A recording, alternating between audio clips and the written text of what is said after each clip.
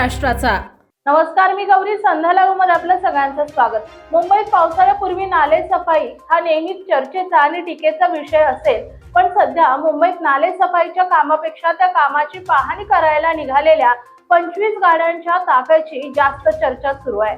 भाजपच्या मुंबई अध्यक्षांचा उपनगरात नालेसफाई पाहणी दौरा सुरू आहे, पण या दौऱ्याचं स्वरूप पाहून अनेकांच्या भुवया उंचावल्यात। अध्यक्षांच्या स्वतःच्या दोन्ही गाड्या, त्यासोबत आमदार, नगरसेवक, स्थानिक पदाधिकारी आणि महानगरपालिकेचे बडे अधिकारी अशा एकूण 25 गाड्यांचा लवाजमा घेऊन हा ताफा मुंबईच्या अरुंद रस्त्यांवरून फिरत आहे।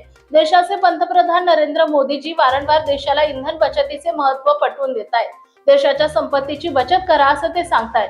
मग त्यांच्याच पक्षाच्या नेत्यांना मुंबईत पाहणी करण्यासाठी 25 गाड्यांची गरज का भासावी? कडक उन्हात आणि ट्रॅफिक मध्ये अडकलेला सामान्य मुंबईकर जेव्हा नेत्यांच्या या गाड्यांच्या रांगा पाहतो तेव्हा त्याला काय वाटत असेल? या गाड्यांसाठी लागणारे इंधन आणि त्यामुळे होणारी वाहतूक कोंडी याला जबाबदार कोण?